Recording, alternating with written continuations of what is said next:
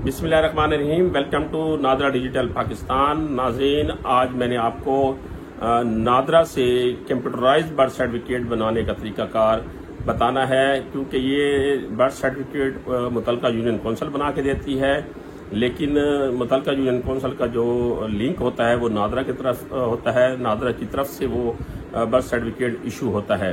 जब भी आप बर्थ सर्टिफिकेट लेंगे तो उसके ऊपर नादरा का मोनोग्राम भी बना हुआ होता है, लेकिन ये काम जो है वो यूनियन कौंसिल के जिम्मे लगाया गया है कि मुतलका यूनियन कौंसिल बर्थ सर्टिफिकेट जारी करेगी और उसका जो सेक्रेटरी है उसको जारी करेगा। अब बर्थ सर्टिफिकेट बनवाने के लिए आपके पास कौन से डॉक्यूमेंट्स होना जरूरी हैं? वालिद वालदा में से दोनों का साथ जाना जरूरी है कि नहीं है? नॉर्मल और लेट इंदराज का तरीकाकार क्या है और नॉर्मल और लेट इंदराज की फीस क्या है? क्योंकि जब आपका बर्थ सर्टिफिकेट बनेगा तो उसके बाद बच्चे का बे फॉर्म बनेगा और बच्चा आपकी फैमिली ट्री में शामिल होगा। तो सबसे पहले आपने क्या करना है कि आपने बच्चे की पैदाइश का सबूत, बच्चा जिस हॉस्पिटल में पैदा हुआ है, जिस बच्चा सेंटर में पैदा हुआ है, वहां के लेटर पैड के ऊपर लिख के वो देते हैं कि ये बच्चा हमारे पास फलां डेट को पैदा हुआ है। और अगर आपके पास वो प्रूफ नहीं है तो बच्चे को जो आप हिफाजती टीके लगाते हैं उसका कार्ड होना चाहिए। वो सबसे पहले आप कार्ड लेंगे, बच्चे का एक अदद फोटो आप लेंगे और वालदैन के शनाख्ती कार्ड, बच्चे के वालदैन के शनाख्ती कार्ड की कापीज आप लेंगे। अब यहाँ ये बात ज़हन नशीन कर लें कि आपने जब बच्चे के वालदैन की शनाख्ती कार्ड की कापी लेनी है तो जो बच्चे की वालदा है उसका शनाख्ती कार्ड अपने खामद के नाम के साथ बना हुआ होना चाहिए और दोनों का शनाख्ती कार्ड के कवायद में शादीशुदा दर्ज होना जरूरी है। दोनों का शनाख्ती कार्ड शादीशुदा अपडेट होना जरूरी है।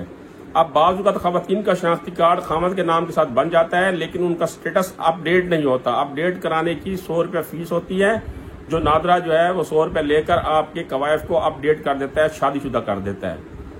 अब दोनों मियाँ बीवी के शनाख्ती कार्ड की कापी हो गई, बच्चे की पैदाइश का सबूत हो गया और एक बच्चे का फोटो हो गया। अच्छा, अब ये है नॉर्मल तरीका। अगर बच्चा 1 दिन से लेकर 60 दिन के दरमियान तक की उम्र का है और आप उसके लिए बर्थ सर्टिफिकेट अप्लाई कर रहे हैं तो ये डॉक्यूमेंट्स आप साथ लगाएंगे। एक फॉर्म मुतलका यूनियन कौंसिल से मिलेगा, उसे फिल करेंगे, 18वें ग्रेड के ऑफिसर से उसे साइन करवाएंगे, अटेस्ट करवाएंगे और यूनियन कौंसिल के सेक्रेटरी को आप सबमिट कर देंगे। अब दूसरी सूरत हाल यह है कि अगर बच्चा 60 दिन से ऊपर हो गया है और 7 साल तक का हो गया है, यानी मैक्सिमम 7 साल, 60 दिन से ऊपर और 7 साल से नीचे जो अरसा है, इसको लेट इंदराज का नाम दिया गया है। अब लेट इंदराज के लिए डॉक्यूमेंट्स सेम वही डॉक्यूमेंट्स हैं, लेकिन उसमें एक चीज का इजाफा कर दिया गया है कि आप एक बयान हल्फी देंगे 100 रुपए का बहक यूनियन कौंसिल के हमने लाइल्मी की वजह से, कोताही की वजह से अपने बच्चे का नाम बर वक्त यूनियन कौंसिल में दर्ज नहीं कराया, लिहाजा हमारे बच्चे का नाम यूनियन कौंसिल में दर्ज किया जाए।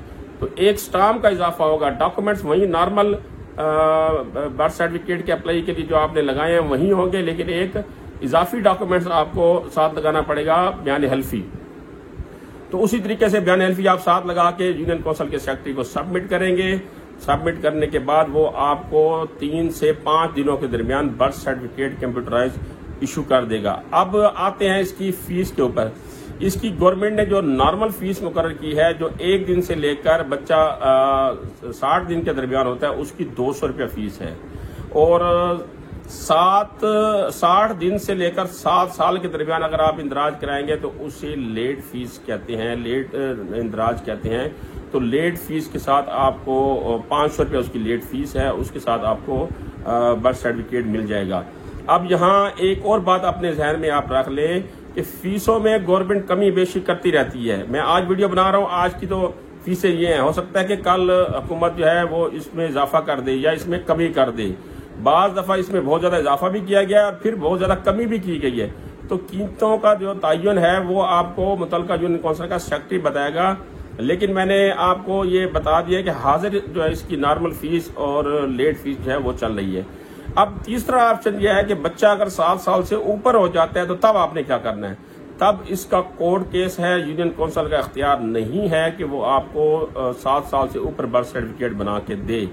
उसका फिर अख्तियार जो है वो कोर्ट में आप केस करेंगे और कोर्ट ही ऑर्डर करेगा मुतलका यूनियन कौंसिल को कि आप इस बच्चे का जो है वो बर्थ सर्टिफिकेट इशू कर दें।